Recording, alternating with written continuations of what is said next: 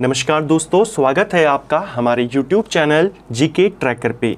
देखिए फ्रेंड, आज के वीडियो में हम बात करेंगे जो हमारी एक सीरीज़ है मॉक टेस्ट सीरीज़, जिसमें हम पूरे 100 नंबर के जनरल पेपर के उत्तराखंड के मॉक टेस्ट को हम यहाँ पे लगाते हैं नए पैटर्न के अनुसार। इस मॉक टेस्ट सीरीज़ का आज हम तीसरा मॉक टेस्ट यहाँ पे सॉल्व करेंगे। इस मॉक टेस्ट की पीडीएफ आपको मॉर्निंग में हमारे टेलीग्राम चैनल पर मिल गई थी। उम्मीद है आप सभी ने इसको अच्छे से सॉल्व किया होगा। इस पूरे टेस्ट का यहाँ पे सॉल्यूशन देखेंगे। आपके कितने नंबर यहाँ पर बने कमेंट बॉक्स में हमें ज़रूर बताएं। तो चलिए दोस्तों, आज की वीडियो को स्टार्ट करते हैं। साथ ही अगर आपको ये टेस्ट नहीं मिल पाया, आप हमारे टेलीग्राम चैनल पर ज्वाइन नहीं है, तो टेलीग्राम का लिंक डिस्क्रिप्शन में है, वहाँ से आप उसको ज्वाइन कर सकते हैं। तो चलिए शुरू करते हैं। आज का हमारा पहला क्वेश्चन है, सही संधि विच्छेद का चयन कीजिए। सही संधि विच्छेद आपने इनमें से बताना है। विद्यार्थी शब्द का संधि विच्छेद आपने बताना है। विद्यार्थी शब्द का संधि विच्छेद होता है विद्या प्लस अर्थी। ऑप्शन ए इसका सही आंसर हो जाएगा। ठीक है, कई बार ये क्वेश्चन बना हुआ है, ध्यान रखेंगे। इसमें कौन सी संधि है, अगर ये सवाल हो जाए, इसके अंदर आपकी दीर्घ संधि आती है। ठीक है, क्योंकि यहाँ पर आ है, यानी कि विद्या का आ लगा हुआ है और यहाँ से आ, तो ये दोनों मिलकर के क्या बना रहे हैं, आ। और ये वाला पैटर्न किस में होता है, दीर्घ संधि में होता है। ठीक है, अगला, निम्न में से कौन सा विलोम युग्म त्रुटिपूर्ण है, यानी इनमें से कौन सा है जो गलत दिया गया है। देखिए, शर अक्षर ये दोनों सही हैं। शर का विलोम जो होता है वो अक्षर होता है। सर मतलब जो नष्ट होने वाला हो, अक्षर जो अविनाशी हो, जिसका नष्ट नहीं होगा। समास, व्यास, समास और व्यास ये भी विलोम युग्म शब्द है, यानी कि सही विलोम शब्द हैं एक दूसरे के। समास का अर्थ हो गया संक्षेप में, व्यास का अर्थ हो गया विस्तार में। ठीक है, स्वल्पायु और चिरायु। स्वल्पायु का मतलब कम आयु वाला, चिरायु का मतलब लंबी आयु वाला। आहार और विहार, क्या ये सही है? ये वाला आपका गलत हो जाएगा। आहार का मतलब होता है भोजन, विहार का मतलब होता है घूमना या सैर करना। तो भोजन का उल्टा क्या होगा, बिना भोजन, यानी निराहार इसका होना था। ऑप्शन डी यहाँ पे गलत युग्म है। ठीक है, अगला, देवनागरी लिपि का सर्वप्रथम प्रयोग कहाँ पर हुआ था? देवनागरी लिपि का सबसे पहला इस्तेमाल जयभट्ट के शिलालेख में हुआ था। गुजरात का ये शासक था। क्वेश्चन बनता है, किस राजा के काल में सबसे पहले देवनागरी लिपि का इस्तेमाल हुआ? वो थे जयभट्ट, इन्हीं के शिलालेख में। उत्तराखंड में ये सवाल भी आया है कि किस राज्य में देवनागरी लिपि सबसे पहले इस्तेमाल हुई? गुजरात। ठीक है, तो जगह पूछेगा तो गुजरात। किसका भी लेख है? जयभट्ट का शिलालेख है। और कहाँ का राजा है? गुजरात का। ठीक है, अगला, माथा ठनकना का अर्थ क्या होता है? माथा ठनकना का अर्थ होता है अनिष्ट की आशंका हो जाना, यानी किसी अनहोनी का आभास हो जाना। Option A. ठीक है, संज्ञा अथवा सर्वनाम के जिस रूप से उसका संबंध वाक्य के किसी दूसरे शब्दों के साथ प्रकाशित होता है उसे क्या कहते हैं? तो संज्ञा और सर्वनाम के जिस रूप से उसका संबंध वाक्य के दूसरे शब्दों के साथ होता है, कि इसका संबंध दूसरे शब्दों के साथ क्या है, इनको कहा जाता है कारक। यानी जो संज्ञा और सर्वनाम का वाक्य के दूसरे शब्दों के साथ संबंध बताते हैं, कारक कहलाते हैं। कारक कितने प्रकार के होते हैं? 8 प्रकार के होते हैं। कर्ता कारक, कर्म कारक, करण कारक, संप्रदान कारक, अपादान, संबंध, अधिकरण और संबोधन। ठीक है, 8 प्रकार के कारक होते हैं। इनको परसर्ग भी कहते हैं। तो परसर्ग किन्हें कहते हैं? कारकों को कहते हैं। ठीक है, अगला, राम की शक्ति पूजा के रचनाकार कौन है? जो राम की शक्ति पूजा है, इसको लिखा है सूर्यकांत त्रिपाठी निराला ने। ऑप्शन डी सही आंसर हो जाएगा। सूर्यकांत त्रिपाठी की इस रचना को हिंदी साहित्य की अमूल्य धरोहर भी कहा जाता है। ठीक है, अगला, राजा का पर्यायवाची शब्द नहीं है। तो इनमें से कौन सा शब्द है जो राजा के लिए पर्यायवाची शब्द नहीं है? देखिए, राजा के पर्यायवाची शब्द क्या क्या होते हैं। राजा के लिए राव भी कहा जाता था।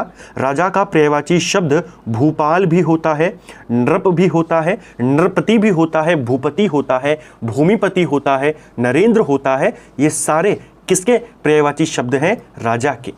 अभिजात जो है ये राजा का पर्यायवाची नहीं है। महीप हो गया, भूप हो गया, भूपति हो गया, ये सब किसके हैं? राजा के हैं। जो अभिजात होता है ये श्रेष्ठ, संभ्रांत, कुलीन, योग्य, इन शब्दों का पर्यायवाची शब्द है। Option B. ठीक है। अगला, प्रसन्नता शब्द में कौन सी ध्वनि है? तो प्रसन्नता शब्द में इनमें से कौन सी ध्वनि है?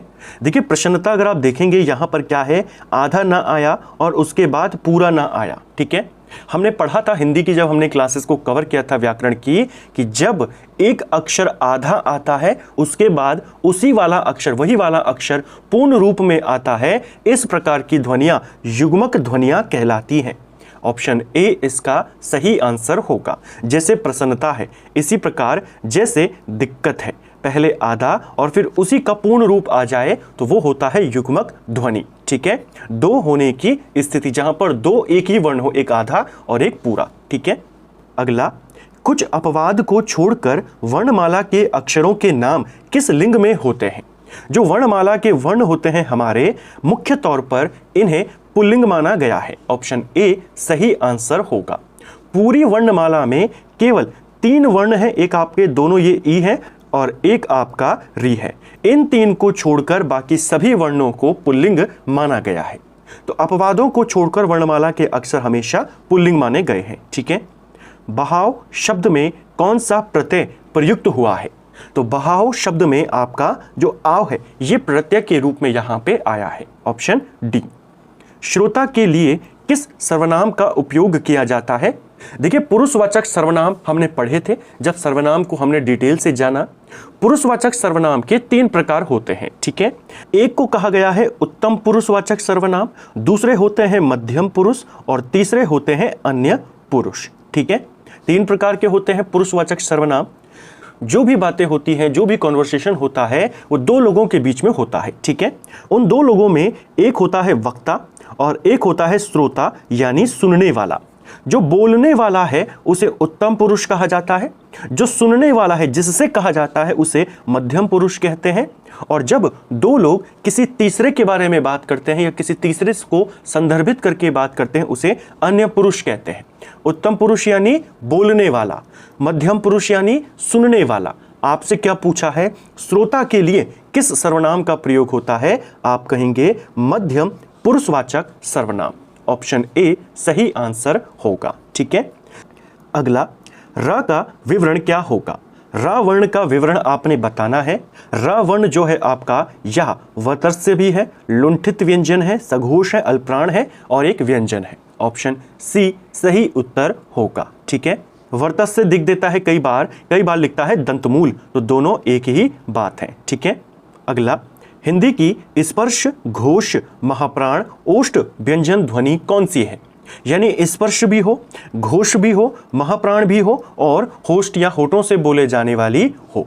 आप जानते हैं हमने वर्णमाला में देखा था एक ट्रिक को कि आपको कैसे याद करना है, कचट तब इसको याद करना और इधर रखना है KTM 2। ठीक है, तो यह है होंठ वाला, यानी जो पा वर्ग है वो होठों से बोला जाता है। पा वर्ग के वर्ण यहाँ पे कौन कौन से दिए गए हैं अगर आप सिर्फ इसको चेक करेंगे तो पा वर्ण में आपके पा वर्ग में आपका पा होता है, फ होता है, ब, भ और म।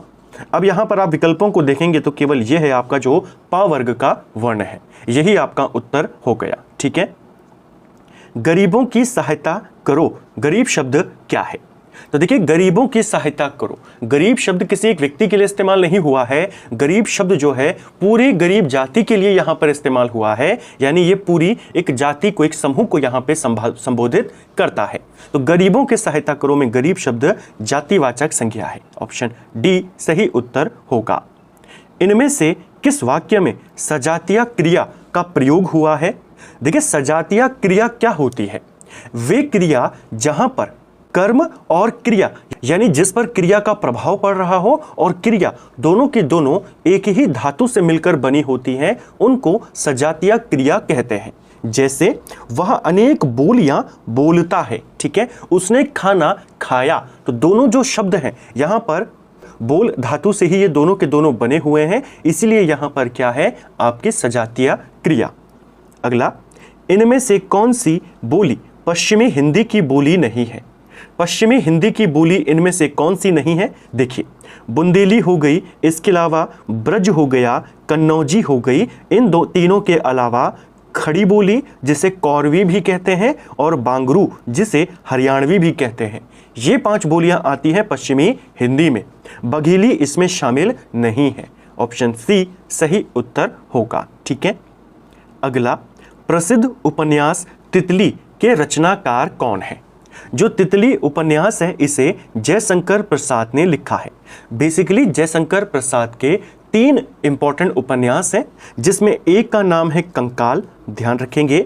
दूसरा उपन्यास है इनका तितली जो पेपर में आता है, और तीसरा उपन्यास है इनका इरावती जो कि अपूर्ण उपन्यास है। ठीक है, तो इनके 3 प्रमुख उपन्यास हैं, एक है कंकाल, तितली और इरावती। ठीक है, इरावती जयशंकर प्रसाद का अधूरा उपन्यास है। ठीक है, एक दिन बोलेंगे पेड़ काव्य संग्रह के रचनाकार कौन है? तो एक दिन बोलेंगे पेड़ यह रचना राजेश जोशी की है। ऑप्शन ए सही आंसर होगा। ठीक है, राजेश जोशी को साहित्य अकादमी पुरस्कार से भी सम्मानित किया जा चुका है सन 2002 में इनकी रचना 2 पंक्तियों के बीच के लिए। ठीक है, निम्न में से महादेवी वर्मा द्वारा लिखित रेखा चित्र कौन सा है? तो यहां पर आपने बताना है कि इनमें से कौन सा रेखा चित्र महादेवी वर्मा की रचना है। सही आंसर हो जाएगा अतीत के चलचित्र। ऑप्शन सी सही उत्तर है। ठीक है, महादेवी वर्मा के टोटल 3 इंपॉर्टेंट आपके रेखा चित्र हैं जो पूछे जाते हैं। इसमें एक है स्मृति की रेखाएं, एक है मेरा परिवार और एक है अतीत के चलचित्र। ठीक है, बिना दीवारों का घर मन्नू भंडारी की यह कृति किस विधा की रचना है? तो पहले क्वेश्चन ये बन गया कि बिना दीवारों का घर यह किसकी रचना है? यह मन्नू भंडारी की है। यह किस विधा की रचना है? यह एक नाटक है। ऑप्शन ए सही उत्तर होगा। ठीक है, मन्नू भंडारी का एक नाटक और है जिसका नाम है रजनी दर्पण, पूछा जा सकता है। ठीक है, इसके अलावा इन्होंने कुछ इंपॉर्टेंट कहानियां लिखी हैं, जैसे 3 निगाहों की एक तस्वीर, यही सच है। इसके अलावा मैं हार गई और रानी माँ का चबूतरा। यह किसकी कहानियां हैं? मन्नू भंडारी की। इन्होंने कुछ उपन्यास भी लिखे हैं, जैसे महाभोज इनका उपन्यास है, आपका बंटी इनका उपन्यास है, 1 इंच मुस्कान इनका उपन्यास है। हमने इनकी कहानियों को देखा, इनकी एक कहानी और है जिसका नाम है एक कहानी यह भी। यह जो कहानी है एक कहानी यह भी मन्नू भंडारी की आत्मकथा है। इसके लिए 2008 में इनको व्यास सम्मान भी मिला है। ठीक है, अगला, अब हम उत्तराखंड से संबंधित सवालों को देखेंगे। राज्य में 1857 की क्रांति के संदर्भ में निम्न कथनों और विचार करें। निम्न कथनों पर विचार करना है और सही कथन को चुनना है। पहला, क्रांति के समय कुमाऊं कमिश्नर हेनरी रैमजे था। क्या ये सही है? पहला आपका बिल्कुल सही है। जब 1857 की क्रांति हुई हेनरी रैमजे कुमाऊं का कमिश्नर था। दूसरा, इसने कुमाऊं में मार्शल लॉ लागू किया और रणवीर सेना का गठन किया। रणवीर सेना या रणवीर सेना भी इसको कहा गया है। यह सेना इसने नेपाल से मंगाई थी। नेपाल से इसने इसको मंगाया और यहाँ पर तैनात किया। सही है। रोहिलखंड के कमिश्नर अलेक्जेंडर को कुमाऊं में शरण दी। ये वाला भी सही है। कुमाऊं में उस समय कई सारे मैदानों से भाग करके जो ब्रिटिश अधिकारी थे उन्होंने शरण ली, जिसमें रोहिलखंड का जो कमिश्नर था अलेक्जेंडर वो भी शामिल था। ठीक है, अल्मोड़ा में क्रांति का सर्वाधिक असर हुआ, वहां पर दमन के लिए मैक्सवेल को भेजा गया था। गलत हो जाएगा। क्रांति का सबसे ज़्यादा जो असर हुआ था वो हल्द्वानी में हुआ था। ठीक है, हल्द्वानी पर क्रांतिकारियों ने अधिकार कर लिया था। बाद में मैक्सवेल को भेजा गया जिसने क्रांतिकारियों से हल्द्वानी को मुक्त कराया। तो चौथा गलत है, बाकी सारे आपके सही है। जहां जहां पर 4 है वो एलिमिनेट होगा। ऑप्शन सी सही उत्तर होगा। ठीक है, अगला, राज्य में फॉरेस्ट ग्रीवेंस कमेटी का गठन कब किया गया था? सिंपल सा क्वेश्चन है। फॉरेस्ट ग्रीवेंस कमेटी ये आपके 13 अप्रैल 1921 को बनी थी। उस दौरान काफ़ी सारे वन आंदोलन हो रहे थे, तो वन आंदोलनों को शांत करने के लिए फॉरेस्ट ग्रीवेंस कमेटी यहाँ पर बनाई गई। यानी आप अपनी शिकायतें इस कमेटी के पास जाके बता सकते थे। शिकायतें सुनने के लिए ये कमेटी बनी थी। इस कमेटी का अध्यक्ष जो था वो उस समय का कुमाऊं कमिश्नर पी विंडम था। ठीक है, इस कमेटी ने अपनी रिपोर्ट 28 अक्टूबर 1921 को दी और इस कमेटी की जो सिफारिशें थी उनको 15 मार्च 1922 से लागू किया गया था। ठीक है, अगला, टिहरी रियासत के वन अधिकारी पद्मादत्त रतूड़ी को प्रशिक्षण के लिए किस देश में भेजा गया था? तो देखिए, टिहरी रियासत के एक प्रमुख वन अधिकारी थे पद्मादत्त रतूड़ी। ठीक है, इनको नरेंद्र शाह के काल में प्रशिक्षण के लिए भेजा गया था फ्रांस में। ऑप्शन सी सही उत्तर हो जाएगा। ठीक है, अगला, राज्य में व्यापक स्तर पर चाय की खेती शुरू की गई थी। तो राज्य में बड़े स्तर पर, व्यापक स्तर पर चाय की खेती को शुरू करने का श्रेय डॉक्टर रायले को जाता है। ऑप्शन बी सही आंसर होगा। ठीक है, अगला, आईने अकबरी के अनुसार कुमाऊं क्षेत्र में कितने परगने थे। तो आईने अकबरी में कुमाऊं क्षेत्र का विवरण हमें देखने को मिलता है। इसमें कुमाऊं के 21 परगनों का उल्लेख है। ऑप्शन बी सही उत्तर होगा। किस जनजाति में जादू टोने का अत्यधिक प्रचलन है। तो जादू टोना ज़्यादा प्रचलित है ये आपके बोक्सा जनजाति में। ऑप्शन डी सही आंसर होगा। तंत्र मंत्र के जो ज्ञाता होते हैं बोक्सा जनजाति में, उनको क्या कहा जाता है, भरारेक शब्द उनके लिए इस्तेमाल होता है। ठीक है, कतूरी शासन काल में ग्राम शासक को क्या कहा जाता था। कतूरियों के काल में ग्राम शासक को महत्तम कहते थे। ऑप्शन ए इसका सही उत्तर होगा। ठीक है, इसके अलावा द्वार रक्षकों के लिए प्रतिहार शब्द का इस्तेमाल होता था। जो गढ़ के रक्षक होते थे उनको कोटपाल कहते थे, और जो उस समय तहसीलदार होते थे उनको कुलचारीक कहा जाता था। ठीक है, अगला, ऊंचाई पर पेड़ टिके रहेंगे, नदी ग्लेशियर बने रहेंगे, यह नारा किस आंदोलन से संबंधित है। तो ऊंचाई पर पेड़ टिके रहेंगे, नदी ग्लेशियर बने रहेंगे, ये नारा रक्षा सूत्र आंदोलन से जुड़ा हुआ है। ऑप्शन बी सही उत्तर होगा। रक्षा सूत्र आंदोलन 1994 में टिहरी के भिलंगना क्षेत्र में चला था। सुरेश भाई के द्वारा इसे चलाया गया था। ठीक है, अगला, गंगोत्री और यमुनोत्री पहुंचने वाला पहला यूरोपीय कौन था। तो गंगोत्री यमुनोत्री पहुंचने वाला पहला यूरोपीय यात्री जे.बी. फ्रेजर था, जो 1816 में गंगोत्री में गया था। ऑप्शन सी सही उत्तर होगा। आपसे सवाल आता है, हरिद्वार आने वाला पहला यूरोपियन कौन था।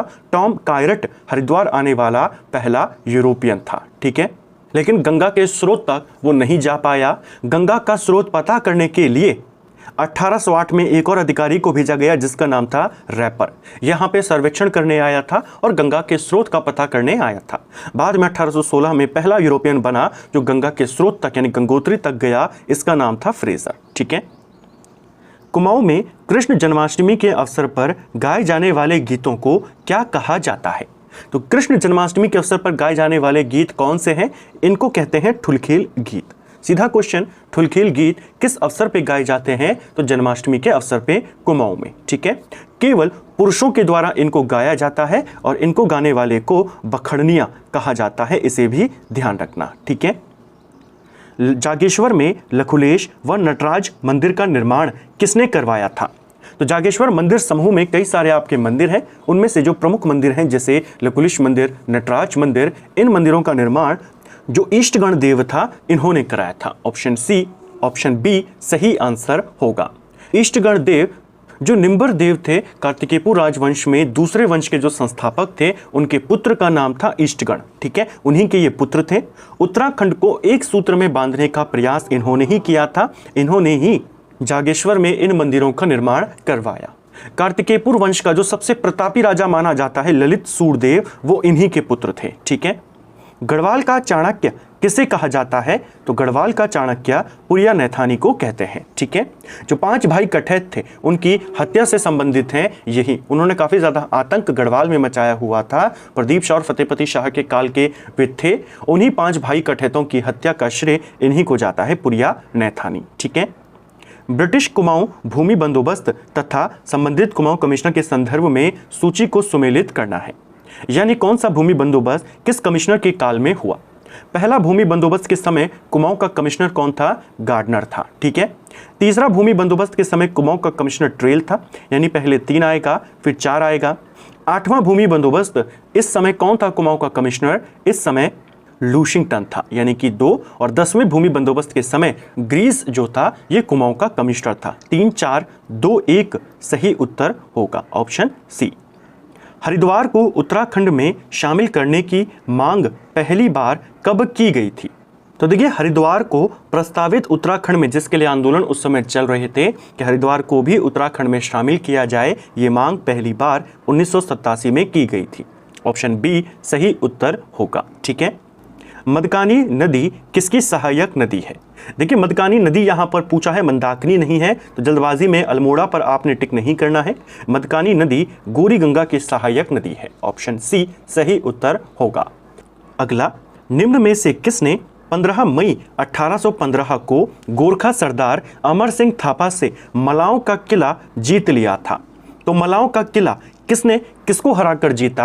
ये जीता था अंग्रेजों ने। अंग्रेजों ने जब गोरखाओं पर आक्रमण किया था, आंग्लो गोरखा युद्ध शुरू हुआ था, 4 जनरल अंग्रेजों ने भेजे थे, जिसमें से एक था जनरल ऑक्टर लोनी, और इसी के नेतृत्व में मलाओं का किला अंग्रेजों ने जीता। अमर सिंह थापा को यहां पर हराया गया। आंग्ल गोरखा युद्ध इसी जीत के साथ समाप्त होता है। ठीक है, ऑप्शन सी सही उत्तर होगा। इसी युद्ध के बाद अमर सिंह थापा और ऑक्टर लोनी के बीच में मलाओगढ़ की संधि यहां पर होती है, जिस संधि के बाद गोरखे हार को स्वीकार करते हैं। उत्तराखंड में देश सेवा संगठन से संबंधित महिलाओं को, जिन्होंने स्वतंत्रता आंदोलन के समय संपत्ति को अत्यधिक क्षति पहुंचाई, कितने वर्षों की सजा हुई थी? देखिए देश सेवा संघ जो था, इससे कई सारी उत्तराखंड की महिलाएं जुड़ी हुई थी, जिनमें मालती देवी, विद्या देवी, कुंती देवी, भागीरथी देवी, सरस्वती देवी, ये सभी शामिल थे। इन सभी ने रेल संपत्तियों को काफी ज्यादा नुकसान पहुंचाया, जिस वजह से इस संगठन से जुड़ी महिलाओं को 15 सालों की सजा हुई थी। ऑप्शन सी सही उत्तर होगा। ठीक है, ये जो देश सेवक संघ था या देश सेवक संगठन था, इसे 1942 में अल्मोड़ा में मालती देवी ने बनाया था। ठीक है, श्रीनगर में एलिमेंट्री वर्नाकुलर स्कूल की स्थापना कब की गई? तो श्रीनगर के अंदर एक एलिमेंट्री वर्नाकुलर स्कूल ये स्थापित किया गया था 1840 में। ऑप्शन बी सही उत्तर होगा। वर्ष 1942 में गढ़वाल राइफल्स की कौन सी 2 टुकड़ियां आज़ाद हिंद फौज में शामिल हो गई थी? तो 1942 में गढ़वाल राइफल्स की 2 सैन्य टुकड़ियां 2/18 और साथ में 5/18 किसमें शामिल हो गई थी? आज़ाद हिंद फौज में। ऑप्शन सी सही उत्तर होगा। आज़ाद हिंद फौज में उत्तराखंड के लगभग 2500 सैनिक उसमें शामिल थे, जो इन्हीं 2 रेजिमेंट या इन्हीं 2 जो गढ़वाल राइफल्स थी, इनसे संबंधित थे। ठीक है, अगला, सर्वप्रथम किस चंद राजा ने जुमला, बजांग और थल राज्यों को पराजित कर उन्हें कर देने के लिए मजबूर किया? तो जुमला राज्य, बजांग, थल, यहाँ के राजाओं को हराकर टैक्स देने के लिए मजबूर किया था रतन चंद ने। भारती चंद का ये पुत्र था।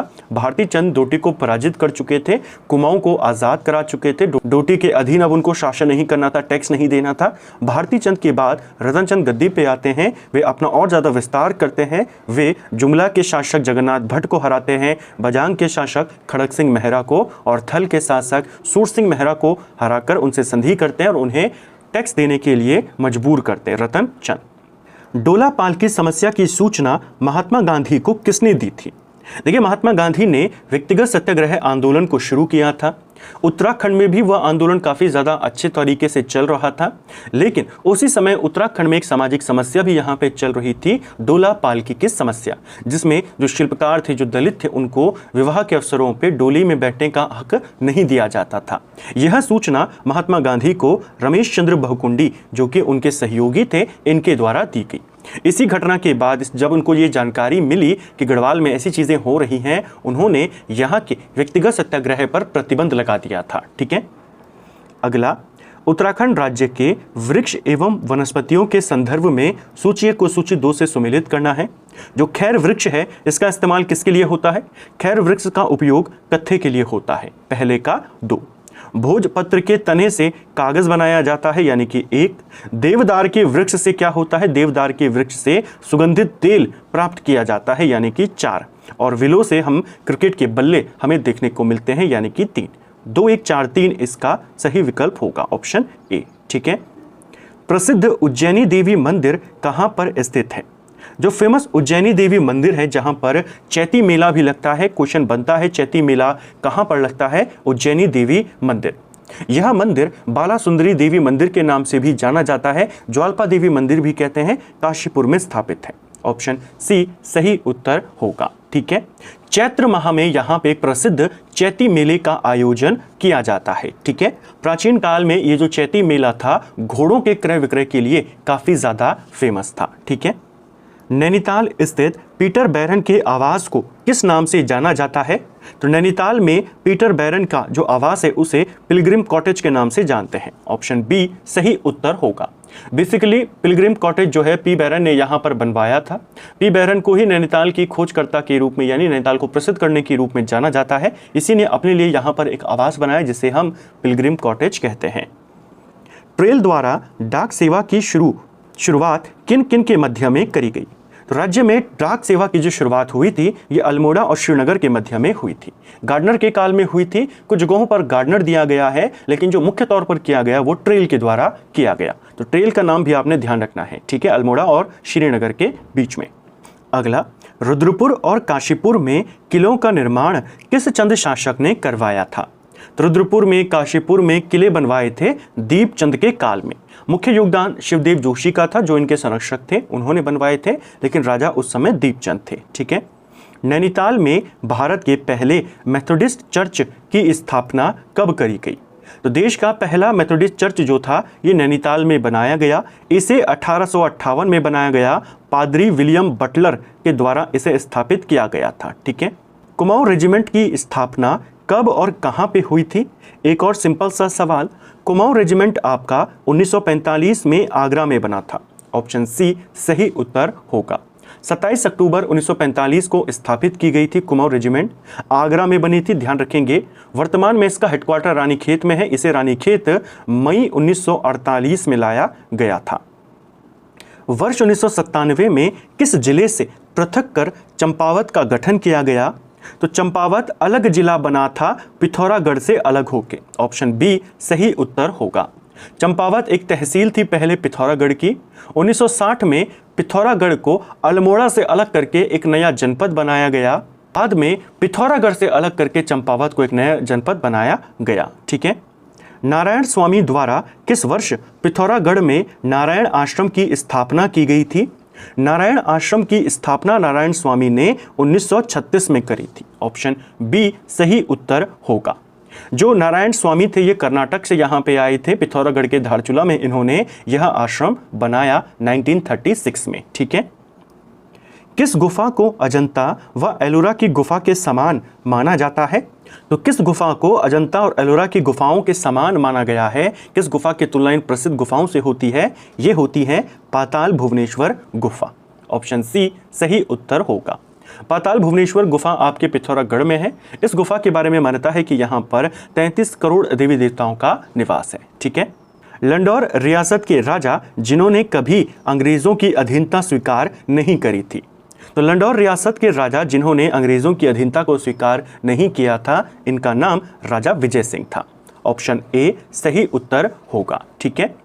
इन्होंने अधीनता को स्वीकार नहीं किया, अंग्रेजों के खिलाफ युद्ध लड़ा, अंग्रेजों के खिलाफ इन्होंने बगावत करी।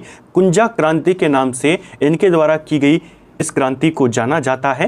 इस विद्रोह का, इस बगावत का अंग्रेजों ने काफ़ी क्रूरतापूर्ण दमन यहाँ पे किया था। इनके और इनके जो सेनापति थे, इनके सेनापति का नाम था कल्याण सिंह और इनका नाम है विजय सिंह। इन दोनों को यहाँ पर अंग्रेजों के द्वारा मारा गया था, ठीक है। एक पेपर में सवाल आया था कि कलुआ और बीजा सिंह, कलुआ सिंह और बीजा सिंह का संबंध किस क्रांति से है? कुंजा क्रांति। कल्याण सिंह को कलुआ सिंह और विजय सिंह को बीजा सिंह भी कहा गया है, ठीक है। 1824 के आसपास इन दोनों की मृत्यु हुई थी, ठीक है। अगला, पिथौरागढ़ बागेश्वर के मध्य एकमात्र ट्रेल पास दर्रा निम्नलिखित किन दो पर्वत श्रेणियों को जोड़ता है? ट्रेल पास दर्रा जो है हमारा, यह पिथौरागढ़ और बागेश्वर के मध्य में है। ट्रेल दर्रा यह नंदाकोट और नंदा देवी पर्वत श्रेणियों को जोड़ता है, यानी इन चोटियों को जोड़ता है। ऑप्शन ए सही उत्तर होगा। वक्षयात, कल्याणधन, कीरू, घररू आदि कर निम्न में से किस राजवंश से संबंधित हैं? ये जो अलग अलग प्रकार के टैक्स हैं, वक्षयात हो गया, कल्याण धन हो गया, केरू हो गया, ये गोरखाओं के कर हैं। ऑप्शन ए सही उत्तर होगा। जमीन में गाड़ा हुआ धन जो होता था उस पर जो टैक्स लगता था उसे कल्याण धन कहते थे। एक प्रकार का धार्मिक कर होता था केरू, इसको भी ध्यान रखना, और एक तरह से बख्शीश दी जाती थी उसे कहते थे वक्षयात, ठीक है। 18वीं वन रिपोर्ट के अनुसार राज्य के कितने जनपदों में वन क्षेत्र में वृद्धि दर्ज करी गई? जो 18वीं वन रिपोर्ट है, लेटेस्ट वन रिपोर्ट है, इसके बारे में सवाल आते हैं। इस रिपोर्ट के अनुसार उत्तराखंड के 7 जनपदों में वृद्धि दर्ज करी गई। ठीक है, ये 7 जनपद कौन कौन से हैं? इनमें बागेश्वर शामिल है, अल्मोड़ा शामिल है, रुद्रप्रयाग शामिल है, देहरादून शामिल, पिथौरागढ़, उधम सिंह नगर और टिहरी गढ़वाल। यहाँ पर वृद्धि हुई। सबसे ज़्यादा वृद्धि टिहरी गढ़वाल में हुई, लगभग 158 वर्ग किलोमीटर वन क्षेत्र यहाँ पर बढ़ा। सबसे कम वृद्धि बागेश्वर में हुई, 0.7 वर्ग किलोमीटर। ठीक है, कमी कितने जनपदों में हुई? 6 जनपदों में। सबसे ज़्यादा कमी नैनीताल में हुई, -177 रहा, यानी 177 वर्ग किलोमीटर वहाँ पर वन क्षेत्र घट गया। सबसे कम गिरावट चंपावत में देखने को मिली, लगभग 5 वर्ग किलोमीटर की। ठीक है, किस स्थान पर पूर्वी रामगंगा नदी सरयू नदी में मिलती है? तो पूर्वी रामगंगा सरयू की सहायक नदी है, दोनों का संगम रामेश्वर तीर्थ में होता है। ऑप्शन ए इसका सही आंसर होगा। सुयाल नदी किस नदी की सहायक नदी है? सुयाल नदी जो लाखू उडियार के बगल से होकर बहती है, पेपर में आया था, लाखू उडियार या लाखू गुफा जो है वह किस नदी के तट पर है? सुयाल। ये जो सुयाल नदी है ये कोसी की सहायक नदी है। ऑप्शन बी सही उत्तर होगा। किस ताल के निकट से भिलंगना नदी की सहायक दूधगंगा नदी का उद्गम होता है? देखिए, जो दूधगंगा नदी है यह दूधगंगा हिमनद से आती है। यह दूधगंगा ग्लेशियर जो है आपके मंसूर ताल के नज़दीक है। तो मंसूर ताल के नज़दीक से आती है दूधगंगा, जो भिलंगना की सहायक नदी है। मंसूर ताल क्यों फेमस है? पेपर में आया हुआ है। मंसूर ताल में आपको राजहंस देखने को मिलते हैं। ठीक है, उत्तराखंड के निम्नलिखित में से कौन सी झील है जिसके विषय में मान्यता है कि उसके कोनों पर बैठकर त्रिदेवों ने, जिसमें ब्रह्मा विष्णु महेश शामिल हैं, इन्होंने तपस्या करी थी? तो किस ताल के बारे में यह मान्यता है कि उसके 3 कोने हैं? यानी 3 कोने वाला ताल कौन सा है? और 3 कोने ब्रह्मा विष्णु महेश को संदर्भित करते हैं, उनके तप स्थल को संदर्भित करते हैं। ये माना जाता है सतोपंथ ताल के बारे में। ऑप्शन ए सही उत्तर होगा। यहीं से अलकनंदा नदी का उद्गम भी होता है। ठीक है, उत्तराखंड राज्य की वह नदी जिसका नाम गर्ग ऋषि से प्रेरित है, जो दूनागिरी से निकलकर भिकियासैंण के निकट पश्चिमी रामगंगा में शामिल हो जाती है। तो भिकियासैंण जो है अल्मोड़ा में, इसमें कौन कौन सी नदियां संगम करती हैं? पश्चिमी रामगंगा और गागस नदी। ऑप्शन सी सही उत्तर होगा। ठीक है, गर्ग ऋषि से ही नाम आया है गागस नदी का, और यह पश्चिमी रामगंगा की सहायक नदी है। दूनागिरी से आती है, भिकियासैंण में पश्चिमी रामगंगा से मिल जाती है। ठीक है, अगला अब हम जीएस के सवालों को यहाँ पे देखेंगे। जब कोई देश अपनी मुद्रा का अवमूल्यन करता है तो इसका क्या प्रभाव होता है? जब कोई देश अपनी मुद्रा का अवमूल्यन करता है, अवमूल्यन क्या होता है? हमने कई बार इसके बारे में बात करी है, यानी कि अपनी मुद्रा का मूल्य दूसरी विदेशी मुद्राओं की तुलना में कम कर देना। मूल्य कम कर देने से क्या होता है? इससे निर्यात सस्ता हो जाता है, यानी आप एक्सपोर्ट ज़्यादा कर सकते हैं और आयात महंगा हो जाता है। तो 2 और 3 यहाँ पे सही विकल्प होगा। Option C. अगला, निम्नलिखित हिमालयन श्रेणियों पर विचार करें और इन्हें दक्षिण से उत्तर के सही क्रम में लगाएं। ये क्वेश्चन भी एक प्रीवियस ईयर का क्वेश्चन है, कई बार पेपर में आया है। हिमालय की श्रेणियों को दक्षिण से उत्तर के क्रम में लगाना है। सभी जानते हैं आप कि सबसे उत्तरी श्रेणी कौन सी मानी जाती है हिमालय की? सबसे उत्तरी श्रेणी है काराकोरम श्रेणी। बस आपको इतना पता होना चाहिए था। ऑप्शन जो दिए गए थे पेपर में भी एज इट इज़ ऑप्शन दिए गए थे, सीधा आप देखेंगे 4 एक ही में है। उत्तर की तरफ लगाना है, यानी सबसे उत्तरी सबसे लास्ट में आएगी, तो काराकोरम सबसे अंत में है। Option A. ठीक है, निम्नलिखित में से गलत कथन का चयन कीजिए। चलिए देखते हैं यहां पर कौन सा वाला कथन गलत है। तो चलिए यहां पे देखते हैं कौन सा वाला गलत है। देखिए यहां पर पहला है, ला नीना के दौरान व्यापारिक हवाएं सामान्य से अधिक प्रबल होती हैं। देखिए ला नीना, एल नीनो के बारे में हमने कई बार बात करी है। ये दोनों प्रशांत महासागर में होने वाली प्राकृतिक जलवायु घटनाएं हैं। ठीक है, पहला कथन कहता है ला नीना के दौरान व्यापारिक हवाएं जो ट्रेड विंड्स होती हैं, क्या वे और ज़्यादा मजबूत यानी प्रबल हो जाती हैं? पहला कथन आपका बिल्कुल सही है। ला नीना और एल नीनो दोनों एक दूसरे के विपरीत होने वाली जलवायु घटनाएं हैं। जब ला नीना का प्रभाव होता है, यानी जब ये वाली मौसमी घटना यहाँ पर होती है, इस दौरान जो ट्रेड विंड्स होती हैं वो काफ़ी मजबूत हो जाती हैं, काफ़ी तेज चलने लगती हैं और समुद्री सतह का जो तापमान है उसे वो कम कर देती हैं। ठीक है, अल नीनो और ला नीना मौसम के प्रतिरूप हैं, यानी एक पैटर्न है, ये आपका सही है। जो अल नीनो और ला नीना हैं दोनों ही प्रशांत महासागर में होने वाली प्रमुख जलवायु घटनाएं हैं, यानी कि मौसम के पैटर्न से मौसम के प्रतिरूप हैं। ठीक है, अल नीनो और ला नीना एक प्रकार के झंझावत हैं। झंझावत यानी चक्रवात है, तूफान है, बवंडर है, गलत हो जाएगा। ये एक मौसमी घटनाएं हैं। ठीक है, जब अल नीनो का प्रभाव होता है तो समुद्री सतह का जो तापमान है वो बढ़ जाता है। जहां जहां ये प्रभाव होता है वहां का तापमान ये बढ़ा देता है, और जब ला नीना का प्रभाव होता है तो तापमान कम हो जाता है। ठीक है, ये वाला गलत है। अल नीनो के दौरान तट से दूर पादप प्लवक कम हो जाते हैं, क्या ये वाला सही है?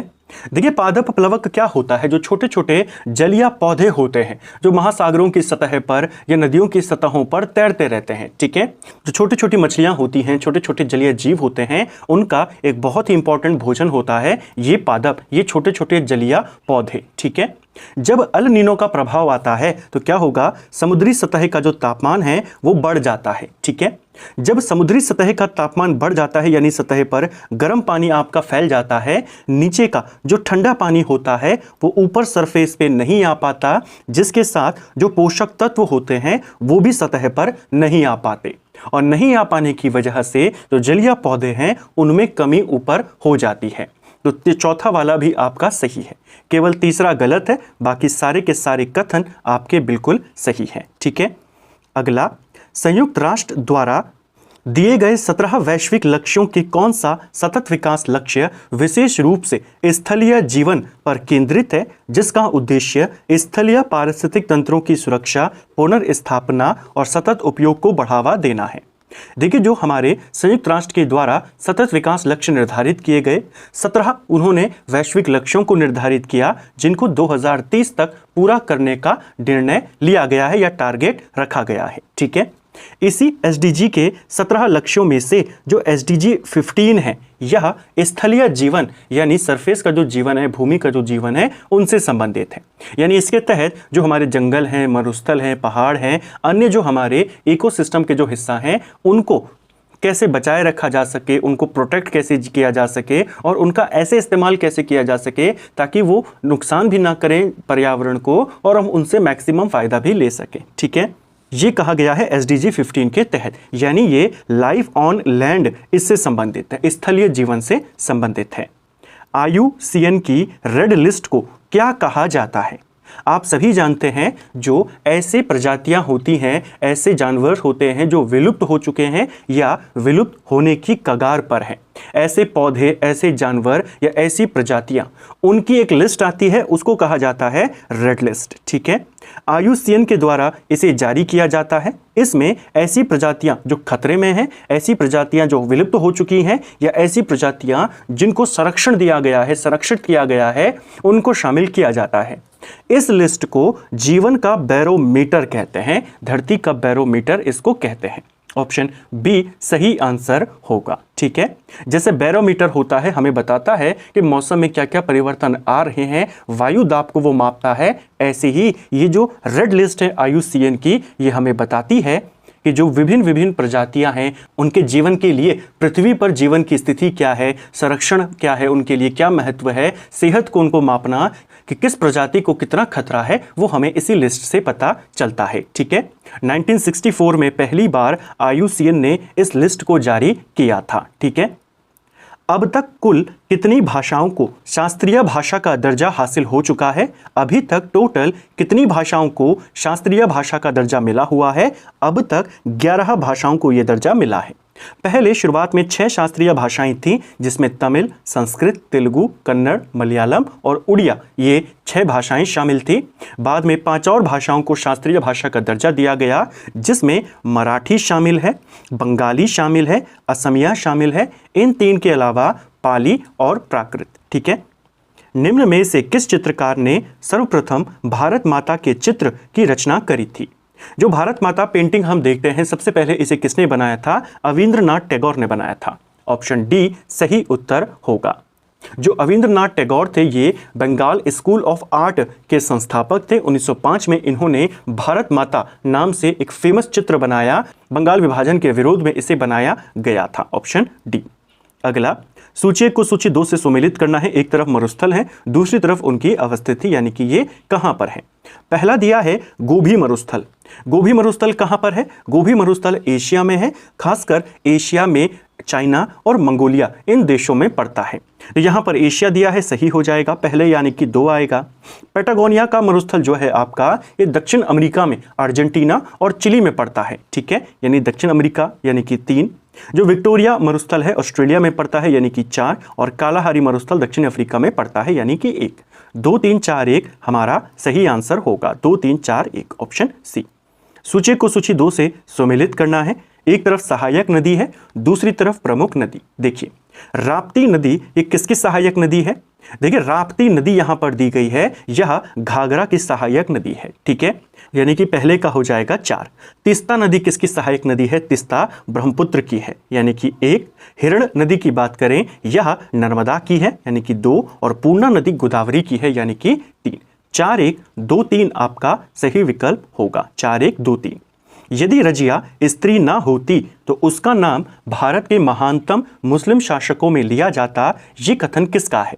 तो यदि रजिया स्त्री ना होती तो उसका नाम भारत के सर्वोच्च मुस्लिम शासकों में लिया जाता, ये कथन कहा था एल्फिंस्टन ने। ऑप्शन बी सही आंसर होगा। पेपर में कई बार आपसे सवाल बने हैं कि रजिया सुल्तान के बारे में यह कथन किसने कहा है? ये कहा है एल्फिंस्टन ने। यही क्वेश्चन वो घुमा के भी देता है कि एल्फिंस्टन के अनुसार रजिया की असफलता का सबसे बड़ा कारण क्या था? उसका स्त्री होना, उसका महिला होना, ठीक है। किसी राजनीतिक दल की राष्ट्रीय कार्यकारिणी ने संवैधानिक सभा को भंग कर उसका पुनर्वाचन वयस्क मत अधिकार के आधार पर करने को कहा था। तो किस राजनीतिक दल ने राष्ट्रीय कार्यकारिणी की बैठक में कहा कि संविधान सभा को भंग कर देना चाहिए और वयस्क मत अधिकार के आधार पर बनानी चाहिए? जो संवैधानिक सभा हमारी बनी थी वो डायरेक्ट वोट पर नहीं बनी थी, वो अप्रत्यक्ष मतदान के माध्यम से बनी थी। यानी लोगों ने प्रांतीय विधायकों को चुना था, प्रांतीय असेंबली में लोगों को चुना, और उन प्रांतीय विधानसभाएं थी उन्होंने संविधान सभा के सदस्यों को चुना। 1946 में संविधान सभा बनी थी। उस समय जो समाजवादी दल था, सोशलिस्ट पार्टी जो उस समय की थी, उसने यह मुद्दा उठाया था कि इसका गठन अप्रत्यक्ष नहीं होना चाहिए, यह वयस्क मताधिकार के आधार पर होनी चाहिए, यानी जनता के द्वारा डायरेक्ट चुनी होनी चाहिए, ठीक है। मौर्यकालीन अधिकारियों और उनसे संबंधित विभागों के गलत युग्म की पहचान करें। चलिए यहां पर देखते हैं कौन सा वाला युग्म गलत है। पहला, नवा अध्यक्ष यह जहाजरानी विभाग का प्रमुख होता था मौर्य काल में, पहला सही है। पोतवा अध्यक्ष मापतौल का प्रमुख अधिकारी होता था, यह भी सही है। कुप्य अध्यक्ष वनों का अध्यक्ष होता था, यह भी सही है। लक्षणा अध्यक्ष खनन विभाग का अध्यक्ष होता था, गलत हो जाएगा। ये छापे खाने का प्रमुख होता था, मुद्रा जारी करने का काम ये करता था, ठीक है। अगला, सिंधु घाटी सभ्यता के किस स्थान से शल्य चिकित्सा यानी सर्जरी के प्रमाण हमें मिले हैं? देखिए सिंधु घाटी सभ्यता में हमें सर्जरी के प्रमाण कालीबंगा और लोथल नामक जगहों से मिलते हैं। कालीबंगा आपके राजस्थान में है। यहाँ से हमें एक बच्चे की खोपड़ी मिली है जिसमें छेद हुआ है, तो इससे यह माना जाता है कि इस बच्चे को कोई मस्तिष्क में रोग रहा होगा जिसका इलाज कपाल भेदन जो टेक्निक है उसके माध्यम से किया गया होगा। यानी यहाँ के लोगों को शल्य चिकित्सा आती थी, सर्जरी आती थी। ऐसे ही जो लोथल है आपका, ये गुजरात में है, यहाँ से भी हमें शल्य चिकित्सा के प्रमाण मिले हैं। हालांकि अगर दोनों में से किसी एक को चुनने के लिए आएगा तो आप कालीबंगा को चुनेंगे। कालीबंगा शल्य चिकित्सा के लिए यानी सर्जरी के प्रमाण के रूप में ज़्यादा जाना जाता है, लोथल अपने बंदरगाह के लिए फेमस है, ठीक है। जैन संगति से जुड़े निम्नलिखित कथनों पर विचार करें। पहला, पहली जैन संगति के अध्यक्ष स्थूलभद्र थे, क्या यह सही हो जाएगा? पहला कथन यहाँ पे बिल्कुल सही है। जो पहली जैन संगति या पहली जैन सभा थी 300 ईसा पूर्व में पाटलिपुत्र में आयोजित हुई, स्थूलभद्र इसके अध्यक्ष थे, ठीक है। इस जैन संगति में तो जैन साहित्य के 12 अंग थे, उनको संकलित कर लिया गया था, ठीक है। दूसरा, द्वितीय जैन संगति के में जैन धर्म श्वेतांबर और दिगंबर नामक 2 उप संप्रदायों में बट गया था, गलत हो जाएगा। यह विभाजन पहली जैन संगति में ही हुआ था, ठीक है। दूसरी जैन संगति में जैन ग्रंथों को अंतिम रूप से संकलित कर लिया गया था, लिपिबद्ध कर लिया गया था। यहां पर केवल पहला सही है, सेकंड वाला गलत है। निम्न में से कौन सा गुप्तकालीन मंदिर नागर शैली का सर्वश्रेष्ठ उदाहरण माना जाता है?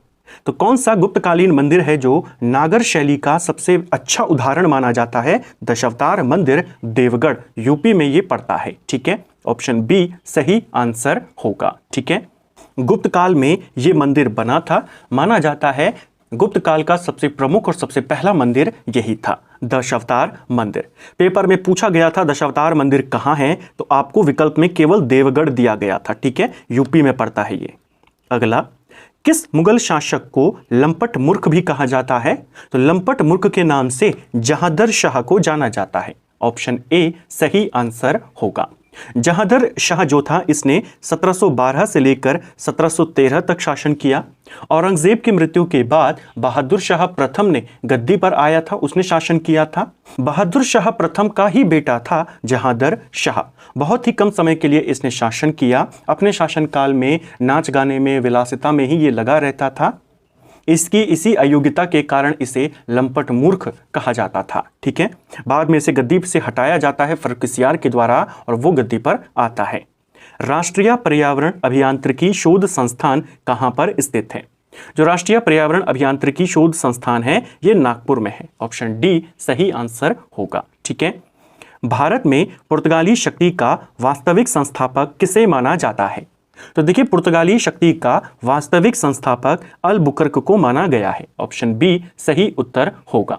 जो पहला पुर्तगाली गवर्नर था जो भारत आया था वो फ्रांसिस्को डी अल्मेडा था। ठीक है, लेकिन जो शक्ति वास्तविक रूप से स्थापित करी पुर्तगालियों की वो अलबुकर्क ने करी। ठीक है, अलबुकर्क जो था ये 1509 से लेकर 1515 तक पुर्तगाली गवर्नर यहाँ पे रहा। ठीक है, इसी को भारत में पुर्तगाली शक्ति का वास्तविक संस्थापक कहते हैं। अगला, वैदिक देवता मित्र, वरुण, इंद्र, नासत्य के नाम किस अभिलेख में है? तो देखिए, हमें एक प्राचीन अभिलेख मिला, 14वीं शताब्दी ईसा पूर्व का ये अभिलेख है। यह अभिलेख बोगासकोई अभिलेख के नाम से जाना जाता है। ठीक है, एशिया माइनर यानी जो एनातोलिया का पठार है, एंटोलिया का जो पठार है तुर्की में जो पड़ता है, उसी में हमें एक अभिलेख मिला, बोगासकोई अभिलेख। इस अभिलेख से हमें वैदिक काल के देवताओं के नाम मिले हैं। इस अभिलेख में वैदिक काल के 4 देवताओं के नाम हैं, जिसमें इंद्र है, वरुण है, मित्र है और नासत्य है। ठीक है, इससे हमें यह स्पष्ट यहां पर मिला कि जो आर्य थे वो मध्य एशिया से ही, खासकर ईरान से ही होकर भारत में आए थे। ठीक है, अगला, हिरण्यकर कैसा था? तो देखिए, मौर्य काल का एक प्रमुख कर था हिरण्यकर। यह मौर्य काल का एक फेमस कृषि कर था। ठीक है, अनाज के रूप में इसे नहीं लिया जाता था, नगद लिया जाता था आपका हिरण्यकर। निम्नलिखित मुगल राजवंशों को कालक्रम अनुसार व्यवस्थित करें। मगध पर आने वाले इन राजवंशों को आपने क्रम अनुसार लगाना है। इनमें सबसे प्राचीन वंश कौन सा माना जाता है मगध का? हर्यक वंश, यानी कि 4। हर्यक वंश के बाद मगध पे नंद वंश की स्थापना हुई। नंद वंश को हटाकर मौर्य वंश यहाँ पर आया। मौर्य वंश के बाद पुष्यमित्र शुंग यानी कि शुंग वंश गद्दी पर आया। 4 1 3 2 इसका उत्तर है। अगला, एशियाटिक सोसाइटी ऑफ बंगाल की स्थापना का मूल उद्देश्य क्या था? कई बार ये सवाल बना है कि एशियाटिक सोसाइटी ऑफ बंगाल कब बनी थी। ये बनी थी आपके 1784 में। विलियम जोन्स ने इसको बनाया था। इसको बनाने का मुख्य उद्देश्य था कि प्राचीन भारतीय पुस्तकों का आंग्ल भाषा में यानी इंग्लिश में अनुवाद करना। Option C. लोटा विद्रोह किस आंदोलन से तुरंत पूर्व की घटना है? तो किस आंदोलन से तुरंत पहले लोटा विद्रोह ये हुआ था? ये हुआ था 1857 की क्रांति से पहले। ऑप्शन डी सही आंसर होगा। देखिए, बेसिकली मुजफ्फरपुर में यह विद्रोह हुआ था। 1857 की क्रांति से पहले जो मुजफ्फरपुर में जेल थी, वहां के कैदियों को पीतल का लोटा सरकार के द्वारा या अंग्रेजों के द्वारा दिया जाता था। सरकार ने निर्णय को बदला और पीतल के लोटे की जगह उन्हें मिट्टी के लोटे या मिट्टी के बर्तन वहां पर देने शुरू कर दिए, जिसका काफी ज्यादा विरोध किया गया। विरोध के बाद वापस से कैदियों को पीतल के लोटे देने शुरू हो गए। इस घटना को लोटा विद्रोह के नाम से जाना जाता है, जो 1857 की क्रांति से ठीक पहले हुआ था। संविधान के किस अनुच्छेद के तहत संसद वर्तमान राज्यों के क्षेत्रों, सीमाओं और नामों में परिवर्तन कर सकती है? यह अधिकार है आर्टिकल 3 में। ऑप्शन सी सही आंसर है। किस कीमत को किसानों के लिए बीमा कीमत की संज्ञा दी जाती है? देखिए, किसानों के लिए बीमा कीमत ये कहा जाता है न्यूनतम समर्थन मूल्य को, यानी कि एमएसपी को। ऑप्शन सी सही आंसर होगा। एमएसपी वो न्यूनतम कीमत होती है जो सरकार किसानों को उनकी फसल के लिए देती है। ठीक है, अगला, निम्न में से कौन सा कथन गलत है? चलिए यहां पर देखते हैं। पहला, कैश मेमोरी डेटा को स्थायी उपयोग के लिए संग्रह करती है। क्या ये वाला सही हो जाएगा? पहला वाला आपका बिल्कुल गलत है। देखिए, जो कैश मेमोरी होती है डेटा को टेम्परेरी रूप में स्टोर करती है। जब डेटा यूज में होता है, जब डेटा हम प्रोसेस कर रहे होते हैं, उस दौरान उसको स्टोर करने का काम ये करती है। ठीक है, कैश का आकार आमतौर पर छोटा होता है, बिल्कुल सही है, क्योंकि छोटे समय के लिए ही, कम समय के लिए ही डेटा यहाँ पे आता है, फिर हट जाता है। ठीक है, कैश मेमोरी मुख्य मेमोरी से तेज होती है, ये भी सही है। कैश मेमोरी उन प्रोग्रामों को रखती है जिन्हें कम समय में चलाया जा सकता है, ये वाला भी सही है। जो कम समय में चल सकते हैं या जिनके चलने के चांसेस हैं, उनको स्टोर किया जाता है कैश मेमोरी में, जो ज़्यादा तेज़ होती है मेन मेमोरी से। तो पहला गलत है, बाकी सारे आपके बिल्कुल सही हैं। ठीक है, अगला, निम्नलिखित में से कौन सा सेंट्रल प्रोसेसिंग यूनिट सीपीयू के बारे में गलत है? चलिए देखते हैं यहाँ पर सीपीयू के बारे में कौन सा वाला कथन गलत है। पहला, अर्थमेटिक लॉजिक यूनिट एएलयू को कंप्यूटर का गणितीय मस्तिष्क भी कहते हैं।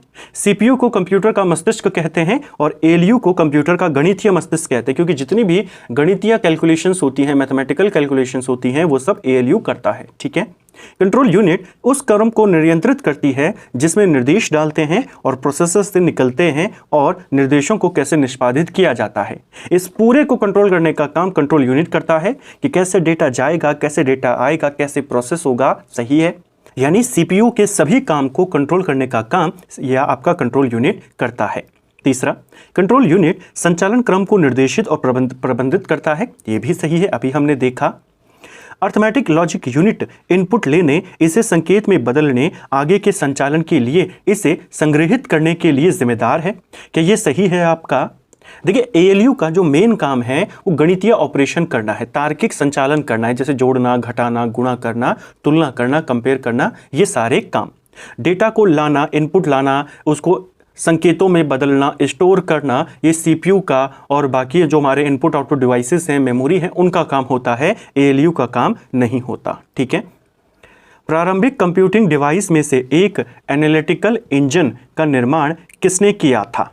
तो जो शुरुआती कंप्यूटर डिवाइस है, एनालिटिकल इंजन इसको कहा गया, इसका निर्माण चार्ल्स बेबेज ने किया था। चार्ल्स बेबेज को ही कंप्यूटर का पितामह यानी फादर ऑफ कंप्यूटर्स कहा जाता है। ठीक है, इसी एनालिटिकल इंजन के लिए एक प्रोग्राम बाद में बनाया गया लेडी एडा लवलेस के द्वारा, जिसे दुनिया का पहला प्रोग्राम, और इसी लेडी लवलेस अगस्ता को दुनिया का पहला प्रोग्रामर माना जाता है। ठीक है, निम्न में से कौन सा सामान्यतः ऑपरेटिंग सिस्टम द्वारा समर्थित किसी मल्टीमीडिया फाइल का एक्सटेंशन है?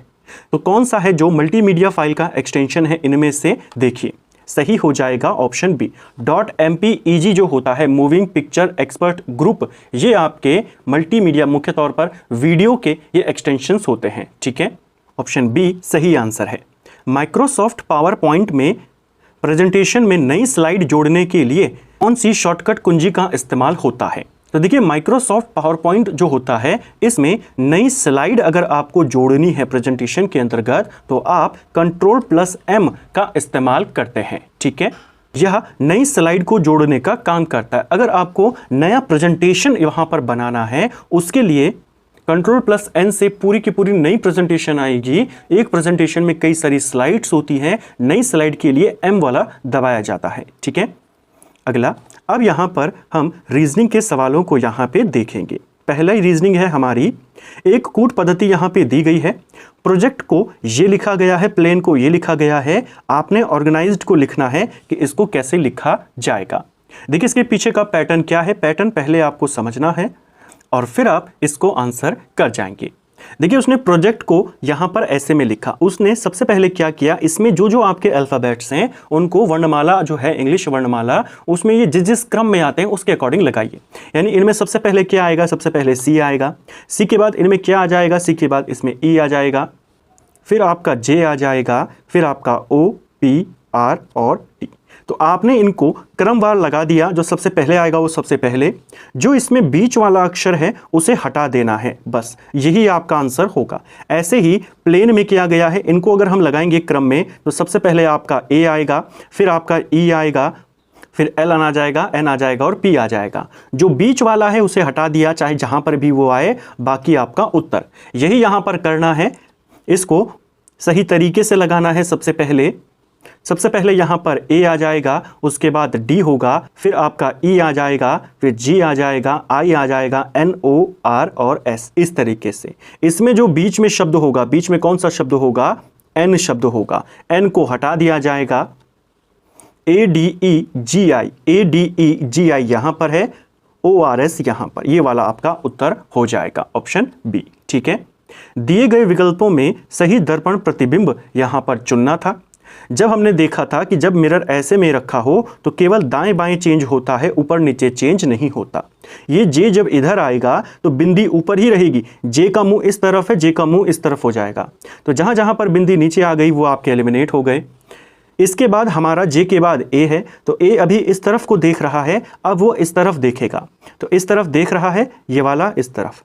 उल्टा तो होगा नहीं, क्योंकि केवल पोजीशन लेफ्ट राइट चेंज होती है, अप डाउन में नहीं। यहां पर ये एलिमिनेट हो गया, ऑप्शन डी आपका उत्तर। ठीक है, अगला, उस घन का चयन करें जो दी गई शीट को रेखाओं को अनुदिश मोड़कर बनाया जा सकता है। यानी इसको अगर हम एक क्यूब के रूप में बनाने का प्रयास करें, एक डाइस बनाएं, तो इनमें से कौन सा वाला हम बना सकते हैं। ठीक है, देखिए पहले इनके सामने वाले जो अक्षर हैं उनको लिख लेते हैं। 6 के सामने 2 है, ठीक है, 6 के सामने 2 है, 3 के सामने 4 हो सकता है, 1 के सामने 5 हो सकता है। ठीक है, यानी ये आमने सामने है, तो 7 में तो हो नहीं सकते, ये दोनों एक दूसरे के अपोजिट में हैं। तो यहाँ पर देखेंगे 1 5 के साथ आ रहा है, आ नहीं सकता। 2 6 के साथ है, आ नहीं सकता, क्योंकि ये अपोजिट में है तो अगल बगल में हो नहीं सकते। यहाँ पर देखेंगे 1 और 5 आ गया, तो ये भी नहीं हो सकता। यहाँ पर है 2 के अपोजिट में क्या है, 2 के अपोजिट में 6 है, तो 6 विकल्प में नहीं है। यहाँ 3 के अपोजिट में 4 है, वो भी नहीं है। 1 के अपोजिट में 5, केवल पहला वाला डाइस बन सकता है, बाकी कोई भी नहीं बन सकता। ऑप्शन डी इसका सही उत्तर होगा। ठीक है, अगला, श्रेणी यहाँ पर दी गई है, इस श्रेणी का अगला पद क्या होगा? पहले दिया है 2, फिर 12, 36, 80 और 150। यहाँ पर जो स्क्वायर है और क्यूब है उनको जोड़ा गया है साथ में। ठीक है, यानी 1 का स्क्वायर और 1 का क्यूब बना 1, यानी कि टोटल 2। फिर है आपका 2 का स्क्वायर प्लस 2 का क्यूब। 2 का स्क्वायर होता है 4, 2 का क्यूब होता है 8, यानी कि 12। ऐसे ही ये 3 का स्क्वायर और क्यूब है, ये 4 का स्क्वायर और क्यूब है, ये 5 का। हमारा जो आंसर होगा वो 6 का स्क्वायर प्लस 6 का क्यूब होगा। 6 छक्के 36 हो जाएगा, प्लस 6 का क्यूब हो गया आपका 216, यानी 252 इसका उत्तर होगा, ऑप्शन डी। अगला, एक परिवार में 6 सदस्य हैं। चलिए इनको साथ साथ में बनाते हुए चलते हैं। बी का विवाह सी के साथ हुआ है, यानी बी और सी यहां पर विवाहित हैं। एफ जो है वो ई की माता है। दूसरा है एफ जो है वो ई की माता है, यानी कि एफ यहां पे माता है और इसकी पुत्री का नाम क्या है? ई। ठीक है, जो डी है वो एफ की पुत्री है, यानी एफ जो है ई के साथ साथ डी की भी मां है, ये भी पुत्री है। ठीक है, ए की पुत्री ई है, यानी एफ का जो पति होगा वो ए होगा, क्योंकि इन्हीं की पुत्री है ई यहां पे। सी का पुत्र ए है, यानी ये जो सी है इसका पुत्र कौन है? ए। तो इसका पुत्र हो गया ए, इसकी वाइफ है यहां पर एफ, और इनके 2 बच्चे हैं यहां पर, एक का नाम है ई और एक का नाम है डी। ठीक है, परिवार में 2 विवाहित हैं, तो एक विवाहित ये हो गए, एक विवाहित ये हो गए। ठीक है, निम्न में से कौन सा सही है? चलिए देखते हैं। सी जो है वो डी की दादी है, क्या सी जो है ये डी की दादी हो सकती है? सी यहां पर दादी नहीं, इसका दादा है, पहला गलत है। ई जो है सी की पौत्री है, सी ई यहां पर क्या है? पुत्री थी, यानी कि सी की क्या हो जाएगी? पौत्री, ये वाला सही है। बी ई का दादा है, बी दादी हो सकती है, दादा नहीं। और सी ए की माता है, सी ए की माता नहीं, सी क्या है? पुरुष है, तो ए का पिता है। यहां पर दिया है सी का पुत्र ए है, तो ये भी गलत है, ये भी गलत है। सेकंड वाला आपका उत्तर है। 39 लड़कों की एक कक्षा में सुरेश का स्थान अशोक के स्थान से 7 स्थान पहले है। यदि अशोक का स्थान अंतिम से 17वां हो तो आरंभ से सुरेश का स्थान क्या होगा? तो देखिए हमें अशोक का 17वां स्थान पता है। हमने लास्ट मॉक टेस्ट में भी देखा था कि जब आपको टोटल दिया हो, एक छोर की रैंक दी हो, तो आपने दूसरी छोर की रैंक कैसे निकालनी है, इस फॉर्मूले से। ठीक है, टोटल दिया है 39, एक छोर की रैंक हमें पता है कि वो 17वें स्थान पर है, मान लीजिए दूसरे छोर हमको निकालना है। इधर आ जाएगा 40 हो जाएगा, -17 हो जाएगा, यानी कि 23। एक छोर से पीछे से वो 17वें पर है और इस छोर से वो 23वें नंबर पर है, और इससे 7 स्थान पहले बैठा हुआ है सुरेश, तो 23 में से 7 गया, 16 आंसर होगा। अगला, यहां पर दिशा को लेकर के सवाल है। एक व्यक्ति दक्षिण पश्चिम दिशा में खड़ा है। दक्षिण पश्चिम दिशा यानी आपको दिशा वाला जो डायग्राम है वो बनाना पड़ेगा। ये हमने बनाया, नॉर्थ साउथ, इधर आपका वेस्ट और इधर आपका ईस्ट। दक्षिण पश्चिम में खड़ा है यानी इस दिशा में वो खड़ा है। ठीक है, वह 270 एंटी क्लॉकवाइज घूमा, फिर 90 डिग्री क्लॉकवाइज घूमा और फिर उसी दिशा में 135 डिग्री घूमा, यानी क्लॉकवाइज वो 135 और घूमा। टोटल क्लॉकवाइज वो कितना घूमा, टोटल क्लॉकवाइज वो 225 डिग्री घूमा और एंटी क्लॉकवाइज घूमा है 270। दोनों को माइनस करेंगे तो 45 डिग्री एंटी क्लॉकवाइज। तो हमें इस व्यक्ति को जो यहां पे खड़ा है 45 डिग्री एंटी क्लॉकवाइज घड़ी की विपरीत दिशा में घुमा देना है, यानी इस तरफ। ये पूरा 90 होता है, आधा कितना होगा, ये 45, वो इधर आ जाएगा, यानी अब उसका मुंह दक्षिण में है, ऑप्शन बी। अगला, उस आकृति का चयन करें जो प्रश्नवाचक चिन्ह की जगह लेगी। चलिए यहां पर देखते हैं।